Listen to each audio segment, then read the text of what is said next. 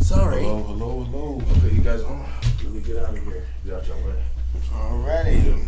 I'm in here with my boys Big Steve-O and Michael Barnes. We in here under the We Us and Ours, and Mike is under his graphic design company. CF Designs. Yeah, we as and ours, Big Steve, you know what's going on. How you doing, ladies and gentlemen? Bringing it out.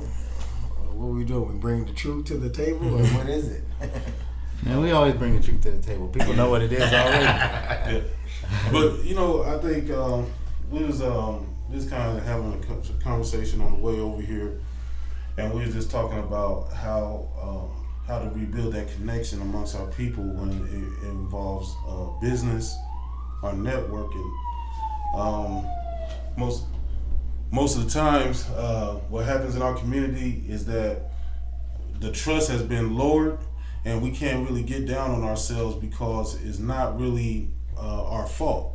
A lot of that stuff was brought on by oppression, and so we kind of just want to discuss a little bit about how can we reverse that and rebuild our financial district, which was once a thriving market. You know, the dollar bill rotating in our communities 36 times. If you take that, that's in a day. If you took that times 12, you know, the specific number, it shows that we were generating a successful currency reputation about ourselves, banks, businesses. 24th Street was it wasn't just the music district or the jazz district, but it was an awesome jazz district. Everybody that you can really think of and name off in terms of jazz between, what do you got, the 50s and the 70s, between that time period right there. Yeah. If they didn't come through Omaha, Nebraska, you don't know about them. Yeah, the Pretty blues much. and the jazz. Yeah. But it was an awesome jazz district and music district, number one. But it was also it was like our own little version of Black Wall Street on North 24th Street. Yeah. And there's a lot of history in there, and I won't even pretend to know all the history. You know what I'm saying? Yeah. But that's, you know, I have a few problems with that location now because of what's going on down there. But in terms of how we can do it, we have to become in the mindset of, you know, one focused goal. If our focused goal was to go down 24th Street and buy up block for block for block, then I have no doubt that we could do that. But the problem is, like you said in the beginning, is that a lot of our focus has been, you know, I guess you would say, broken into a lot of different pieces. Mm-hmm. And then even when we had resurgences happening, you had those resurgences broken apart over time too. When you talk about the 80s and the drug epidemic that came into the urban communities, Yeah. that stuff was done on purpose in order to break up those focused efforts for the black community, and it happened here too. You know, we didn't all get a crackhead in our family on accident. That shit happened on purpose. Yeah. So It was genetically inclined. plugged So that Frankenstein created his monster. yeah, But they plugged that forgot. stuff. But they forgot that the monster was gonna come back and bite them in the butt. Their own people became Frankensteins. So you know what I mean. To touch back on that one subject where you was talking about buying up blocks and blocks and blocks. The problem I see with that happening is because, like they did in Detroit, and they did in many cities, when blacks, I just posted a video on both the pages about when blacks started buying property, they start red tagging it, and to keep us off from buying, and that's what they did in Detroit. Right now, as Detroit is, they got a lot of land for dirt cheap, but they red tagged it so blacks won't buy, and these Arabs and other cultures can buy them up. That's something that we need to, people that's in officials that are in office, we need to start holding them accountable to start mandating that doesn't happen, and give us the right proper chance to fight a losing battle or winning battle, whatever. I think it's just pure disrespect in the first place. You know what I'm saying? Like, there's a lot of times where you, Big Steve, you be talking about whether or not there's an actual real black power in America. Mm-hmm. And there's a valid argument for why there isn't any real black power in America. And part of that is that sheer and utter disrespect that we experience from white America. You know, they just don't give the proper respect because we don't give them a reason. A lot of times we don't give them a reason to respect. I mean, you know, you do have to give to receive in that instance. But at the same time, you're not supposed to just, you know, just because you are dominant, you run over people. That's not something that you're supposed to be doing necessarily. So, you know, here's my counter argument to the whole why we can't do something like, say, buy up 24th Street. We are the ones that are motivating the U.S. dollar, the U.S. economy. We're the ones spending the most money. It's our demographic. It's black people in general that they are feeding off of. That's why you will, a lot of times when we talk about when we talk about white America, you'll hear me refer to them as leeches, because they know what we are. We are perpetual consumers. We spend on everything and everybody else, and they know that, right? But so, how about we take a break from doing that? How about we collectively we agree? And I think that even when you get a small percentage of us that agree to do that and actually follow through and take a break from being such consumers on everything, then we will be able to target a specific area in our town, or target the side of our town and start consuming that side of our town. We can do that. You know, if this is one of the reasons why I started developing the new business that I got coming called Power the Crowd, where, you know, all you're really gonna have to do is take a break from your Burger King drive to the once a week or once every 2 weeks, and that's enough to do it, because it doesn't take a lot from each individual. But you got $5. If you got $5 to go to the store and buy fake hair or fake, you know, whatever, then you got $5 for this. So, you know, 5 or 10 or 20 or whatever it is going to require, whatever it's going to require, when we decide to do what we want to do with that company. But well, can we like, you know, like if we wanted to build on an economic base, and I always have to go back to this. I know you probably disagree with me, but I always says that they only can do what we allow them to do. And if we as a people can't unify and deal with those hurts and deal with those pains that help bring that trust, so we can start trusting one another, we can't sit at the table talking economics until we build on those aspects first. Because the more we talk about that, I'm just going off of family dynamics.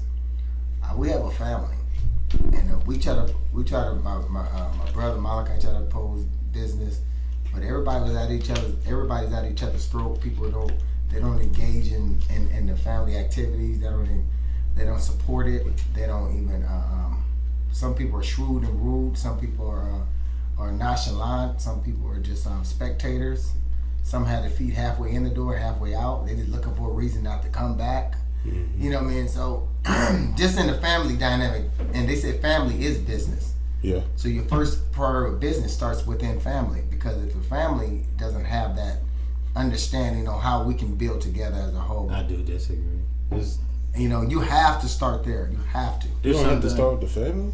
No, I mean, in terms of the family being, there is a such thing as family business, but the family business doesn't necessarily correlate with a living entity outside of your own self that produces income for your family. Yeah, that doesn't. Those are two separate environments. They have their own dichotomies and everything. Well, I mean, you gotta take, for instance, about what family brings to the table. Mm-hmm. Family brings to the table rules, structure, accountability, responsibility.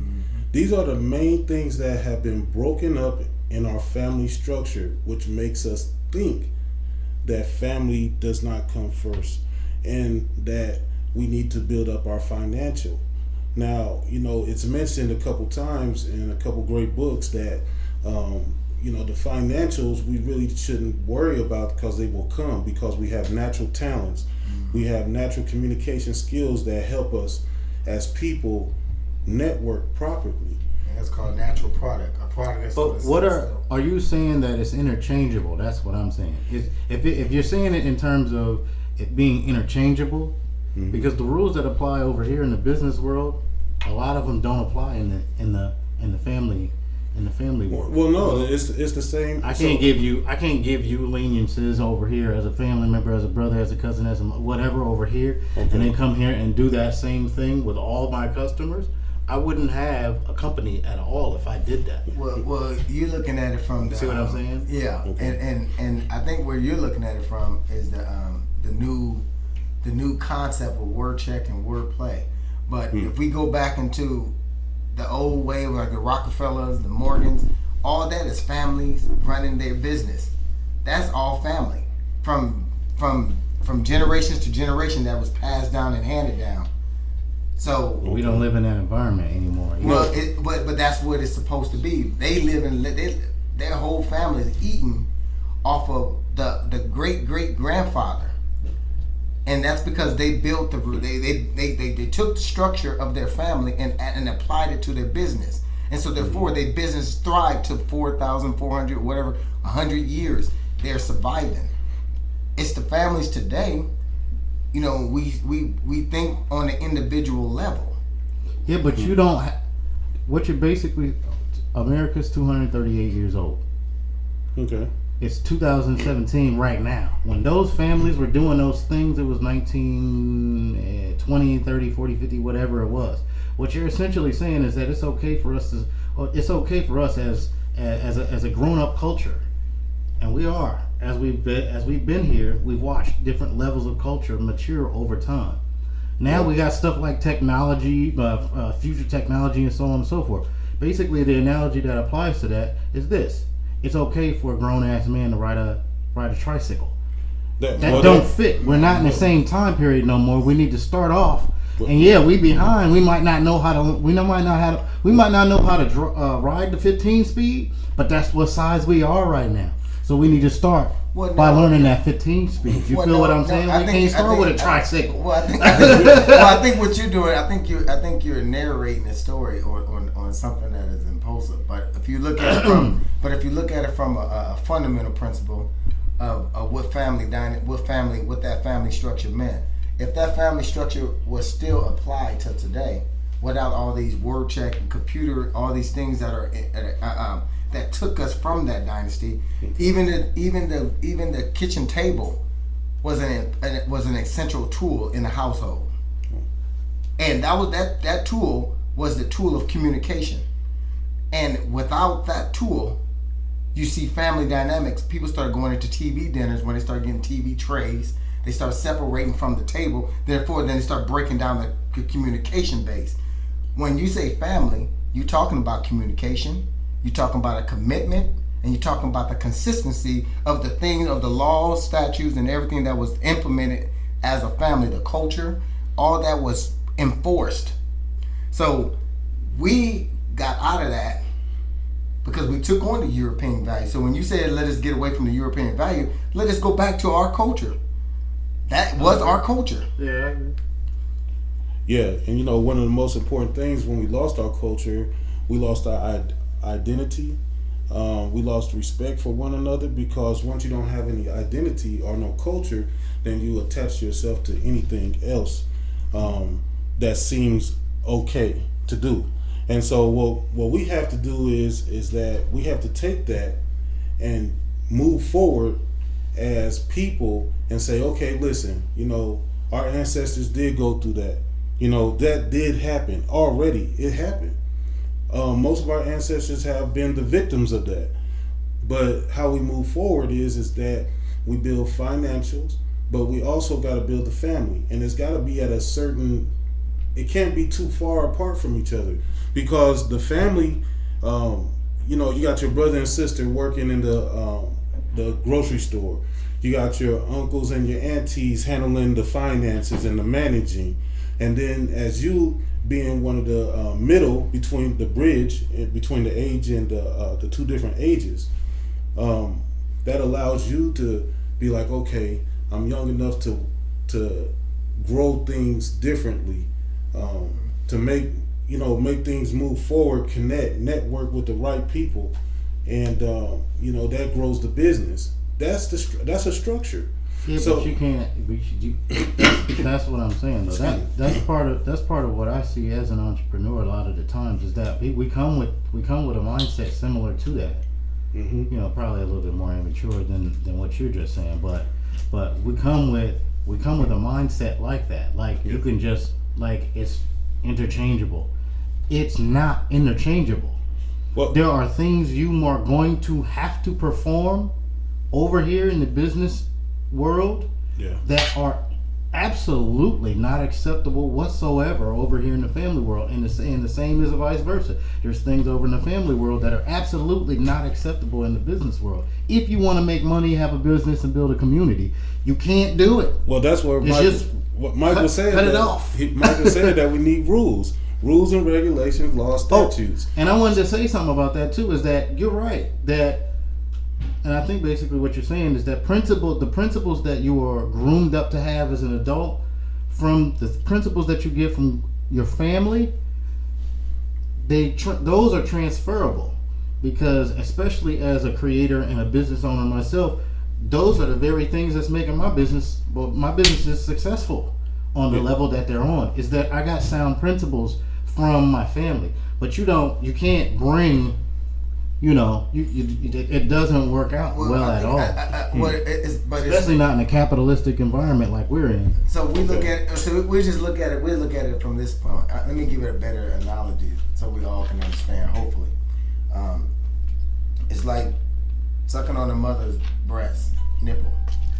We getting the nurturing from the nipple because the milk is coming from within, and it's giving us it's providing us what we need to sustain and maintain our growth and the things that help us grow.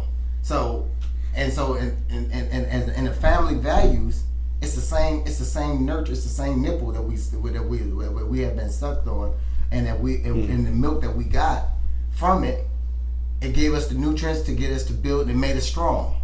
So therefore, we making that same principle, we applying that same principle into our business. And business, only time business change is when people change. The concept still remains the same.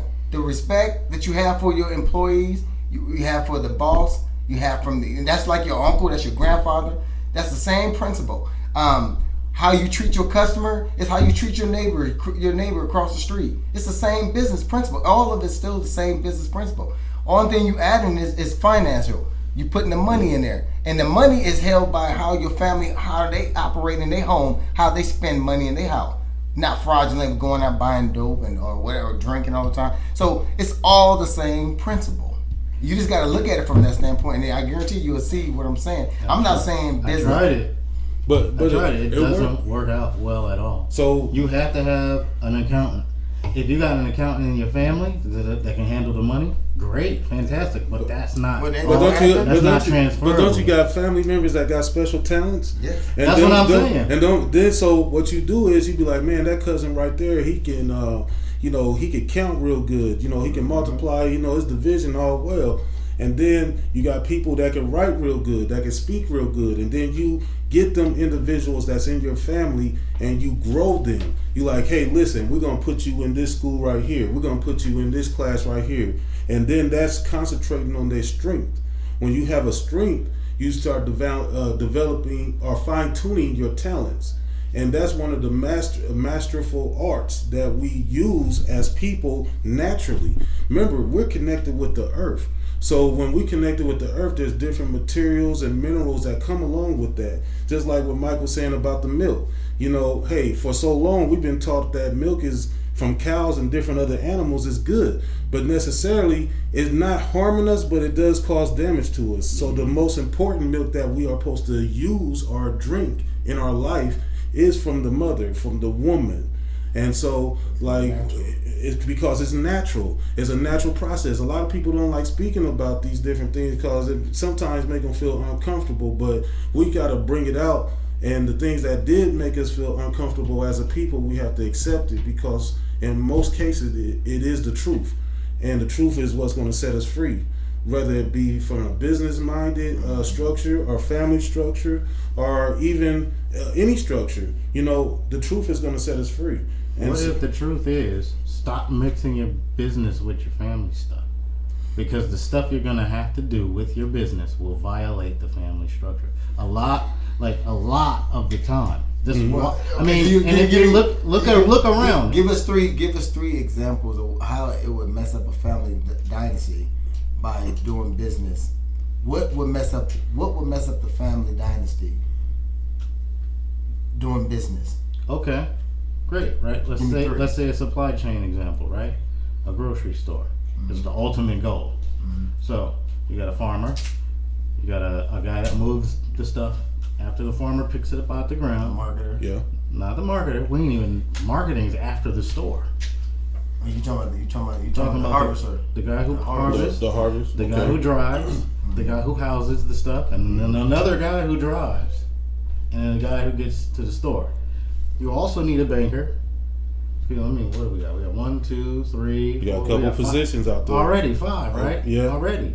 You got a banker, which you know, you need a segue person between the banker and the store, which is the accountant. That's 7. Yeah. Okay.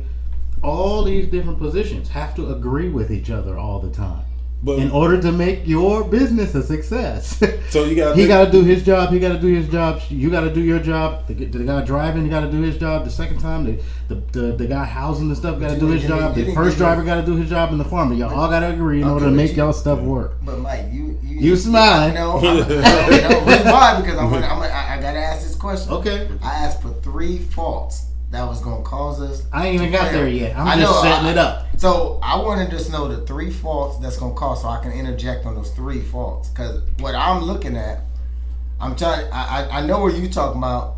There's a supply and a demand. How do we meet the supply, and how we meet how do we get the supply, and how do we meet the demand?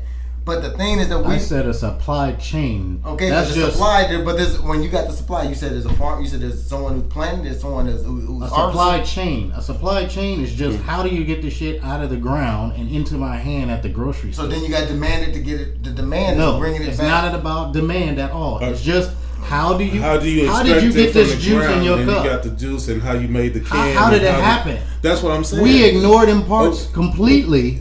Well, and then we drink the juice because we accept. How did it get in your juice? How did it get in the container? A guy picked it out of the ground. Somebody squoze it. Somebody shipped it. Somebody housed it. Somebody shipped it. But a lot of people accept this simplicity. Simplicity is a weapon. I don't want to use simplicity for this example. No, wait a minute. No, listen. This is actually key because what happens is that when we say, "Oh man, I'm wondering about how that juice got in the bottle or how this bottle been made." Well, you could have took the initiative to get your ass up and say, "Listen, I'm gonna go and try to learn about how bottles are made." Or our people have been stagnated. Come on now. And that stagnation has created no motivation to even think about anything. Can I add to yours, Steve? And the thing that he was just saying, let me add to that. You got to remember, every time the black people did do something, the white man took it and patented it. So you got to remember, blacks created a lot of stuff. Mm-hmm. They created a lot of stuff. So they was very talented and creative. And when they did create it, the white man came and took it from them. And then what they did to get the money and the proceeds, so they families to this day are living off of it. They patented it. And there's nothing that does not have anything to do with the fact that we still need to be present in those markets. We need the dude that knows how to farm the stuff. What that got to do with family, though? I'm getting there. I was just setting up the map so you could see where everybody was at. I didn't need that part. I just needed the 3. Well, then I was doing it for the listeners because a lot of us don't realize. A lot of us don't realize how important the farming part is. A lot of us don't realize how important it is to ship the stuff from the farmer to the warehouse where we curate and do other stuff to it. A lot of us don't realize that there's another shipping guy after that. A lot of us don't realize what goes into creating a grocery store.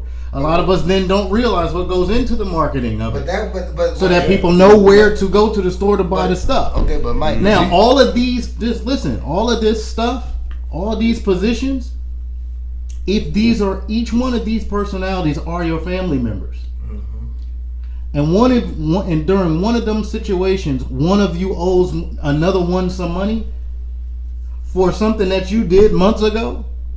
Well, you the store owner, you owe the bank, your bank cousin, and you skipped over the accountant in order to owe the bank cousin. So the accountant is mad at you and the banker, and all of y'all family. They do that in business all day. Now listen, all of y'all family, but you fucked up the money, and so now since you fucked up the money between you, the banker, and the accountant, the farmer and the shipping guys don't get their money and their family too. You see what I'm saying? All of you have to just do your job. But that could be a regular... And we don't do that. That could be a regular employee. I'm saying that is business, don't it? But it doesn't sound like a family function. No, that could be your cousin. That could be a cousin. Like if you loan somebody some money, they're going to be like, oh, man, I couldn't pay you. Like, man, we in a business. But see, we got to get to the root. So that's just that's not the underlying condition. That's well, like I gave you 3 examples right there. Okay, now let me break those 3 examples down. You talking characteristics. Your cousin at the bank owes you money. You talking characteristics. All right. That's what you speaking of, right? No, I'm not. You're speaking of somebody's character. No, I'm because not. someone has a faulty character. Oh yeah. No. Because if a person know he owes and if he owes you. I'm talking systematic business. If this microphone in front of you don't work. No, you're gonna have a problem with who produced it. No, you said if this cousin don't pay this cousin, then this cousin don't. These cousins don't get paid. That's a faulty character over here. Somebody's a faulty character. No, they may not be. They may just be regulated to death to where they couldn't produce the money that they were supposed to in order for you to pay your other cousins. So that means that a family can't function because of that can happen. That happens in business. It does. I'm saying that scenario typically does not exist in the family structure, because you don't typically have one family member controlling everybody's money. You don't typically have a segue person in between the money person and you and the person that drives whatever. You don't have that dynamic. That doesn't exist. Yes, you do. Not typically. Because when the grandpa you don't have one person that handles the whole family's money. When Warren Buffett got his money, he said he got it from his father. Yep. That doesn't mean his father was handling all the money for his family. No, his father was handling all the money. Look at Sam. Sam that owns Walmart. He said that he had put his houses up. He had to sell his. He was going bankrupt and lost some couple houses, and his wife was on him. He was handling all the finance. He was making bad decisions, but then until he got it right. And now look at it. He got a dynasty. And now his kids are handling that. And my question is, who is his accountant? Probably another man. It could be another person. It could be his family member. It could be anybody. You see what I'm saying? We look at these things. Symbolically. We don't look at them symptomatically. One thing happened after another thing happened, and in between each one of those steps, there are people that control each aspect of what happens. We're not looking at the fact that there's a cousin that owns the bank. We produce a black bank, and then there's a cousin that is an accountant. That has an accounting firm. What about a family? What about if a family got together and the family and the family says, okay, we don't have accounting skills, but we have all these other skills. We hire an accountant, and then we got a new generation coming up. And they are in school. We said, well, we want you to go to school because we want you to watch our money. That's cool. So, see how family can work too? Yeah, that's cool. That's what's supposed to work. That's what's ideal. So then community effort. So then eventually they can kick that accountant out, and then they can move their cousin that's coming to the young one up, and move him in that position because now they got the understanding, they got the knowledge, and got the schooling. That's what happened. See, even in the old days, they didn't have all this school. They created business and wealth out of either out of slavery. We had schools. No, they didn't go to school. A lot of them dropped out of school. And look at the Rockefellers, the Morgans, and PJ Morgans. Examples all the time. No, but you got to look at at business. Because we look at that's. No, I had to. I'll look at that. I'll look at it. We act like we didn't have schools though. We had a lot of schools. We talking about billionaires. We talking about the people that's controlling the world today. Yeah, you talking about power. That's what we was talking about. Like, hey, listen, do we really have power when we don't? And so we wasn't, even back then we did have schools. Now we did have them, but it wasn't as. I never said we didn't have school. I said I'm looking at. He asked for how we're gonna get power and economics. I'm like, well, first we gotta look at the example, the people how they got it. Okay, they stole from the blacks. Like I said, they took from us and then patented. Of course, I examine them now. But what you're doing is you're time jumping all over. No, I'm giving you facts on things that happened. Why we as you keep saying black, we can't open businesses. We can because when we did try to, when they didn't have all the technology. The black people created them, and so what happened was them white people said, and these black people are smart. We're gonna allow them to create it, and then we're gonna patent it, and then we're gonna make the money, and our kids is gonna eat off of it. It's family done it. I'm gonna leave it for my family. I never said that we couldn't. I just know that there needs to be a particular type of structure for us to do it with the way we want to do it. Without it interrupting our natural mannerisms, behaviorisms, and so forth. We don't need the violence. If we respect each other, if we respect and trust each other, we can do that. I'm saying our model for businesses right now is the ones. Look in your neighborhood. Look in your neighborhood for the most popular businesses. Which businesses all over the place in your neighborhood? It's probably like the barbershops, right? Barbershops. That's your first business model. Yes. If you can recreate that and duplicate that, and you can turn it into, a grocery store based on that model, there you go. Yeah, but it's still a family structure. So that ain't typically a family structure. No, it is a family structure. You got people that they have their roles. They most definitely. Hey, what's up? They most definitely got roles and positions, and so that's how you define when you raise up your child. That child is born and raised, and then you put them on boy clothes or you put them on girl clothes due to their genetics. And so then they don't understand what girl or boy clothes is. And so that you have to teach them like, hey, listen, you're a boy, you're a girl. It's so we're not thinking of, so it's just like employees. Like you have to know what their strength is. You got to groom them. I'm talking about you got to teach them. I'm talking about that is structure. Listen though, we don't excel at when we try to structure our businesses after someone else's business. Okay. We structure our stuff like this right here. Right here, for example, is a lot like a barber shop. But we got to make believe it or not. We got to make do what we have right now in the present because I'm saying, that's how we're going to go successful. to the future. Look at what's successful and exploit that for our own. I'm sorry, we got to close this up because the other group is in. Yeah, we can go up forever, dude. With this. So we're signing out. The We Us an Hour. My name is Michael Phelps. Yeah, this is Big Steve. And Michael Barnes for CF Designs, Legendary Arts, and Power of the Crowd. I'm also a partner for OBISG, the OBISG group, which is the group that raised a little bit of money for Chrome when he was dealing with his situation. So look out for those Facebook pages. Thank you. Right. Okay, so one thing I gotta do is